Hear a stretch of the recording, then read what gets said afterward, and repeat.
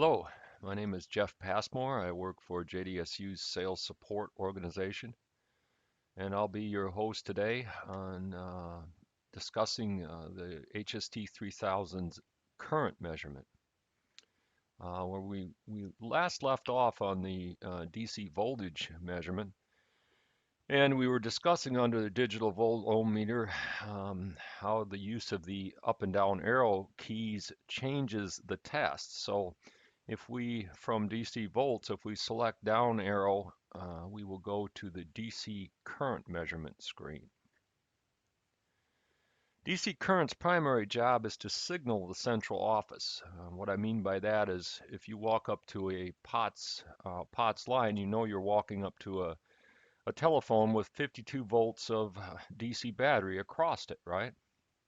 Well, when you go off hook, you short the line. When you short a battery, current starts to flow. It's the current flow that the central office sees that alerts it to the fact that you need dial tone. Do you suppose the central office needs to see a certain amount of current flowing before it'll give you dial tone?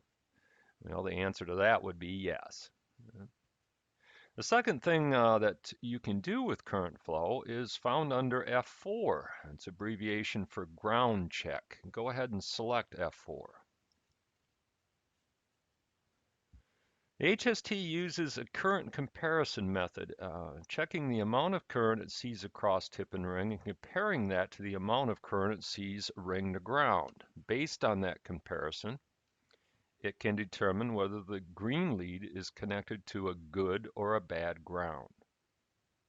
I'm going to switch over to my whiteboard to discuss this in a little more detail. Really, we are relying on Ohm's Law to accomplish this, right?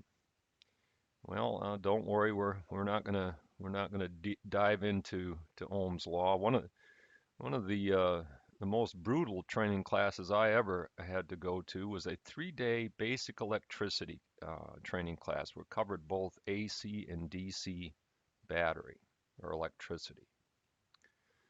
Over the course of 3 days, we took turns reading out of these rather large manuals.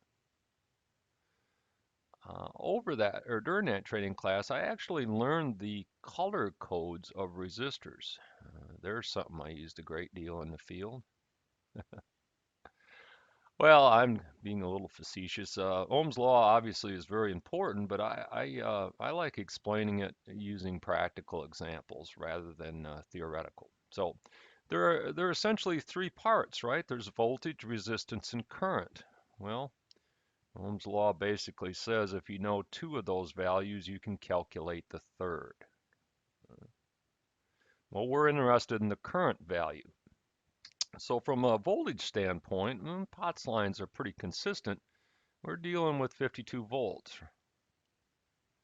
So the amount of current we see across tip and ring will be totally limited by the resistance in the current's path. Well, in our case, that's the cable pair, right? So when I go off hook, put a short on the line, current flies down the ring lead through the meter and back down the tip lead, trying to find the other side of that battery, right? Well, tip is ground, right, in our world. So the tip and ring current path, down the ring lead, through the meter, back down the tip lead, all the way to the central office ground, and we get a number.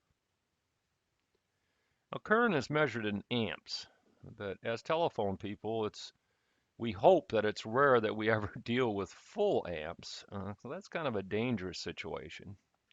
We deal with portions of an amp, in this case milliamps or thousandths of an amp. The second part of our current measurement did a ring to ground reading, right? Well, let's take a look at its current path. It's down the ring lead, through the meter to ground, or wherever you have the green lead connected, right? Does that ring to ground current path sound shorter to you than the tip and ring? Remember, tip and ring was down the ring lead through the meter, all the way back down the tip lead to ground in the central office.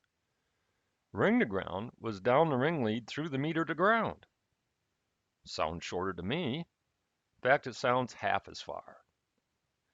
Well, if it goes half as far, that means it has half the resistance. If you lower resistance, current goes up, according to Mr. Ohm. So in this case, we've cut the resistance in half. Consequently, the current should double, theoretically, if, in fact, the ground is good. But heck, that's what we're measuring for anyhow. So that's how it works, right? Obviously, you need dial tone for this.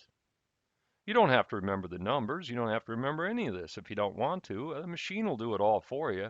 I just think it's an important refresher for how DC current works.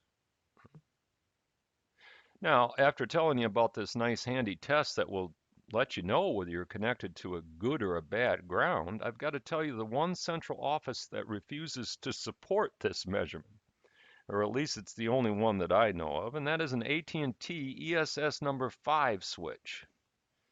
When the ESS number 5 sees current flowing from ring to ground, it's not really programmed for that. It says, I'm not going to allow that to happen. And what it does is it breaks the ground connection for that particular customer. Well, when you break continuity in a DC world, no current will flow, right? You got to have continuity. So I will get next to no current flow here, ring to ground, and all of my readings will come back bad.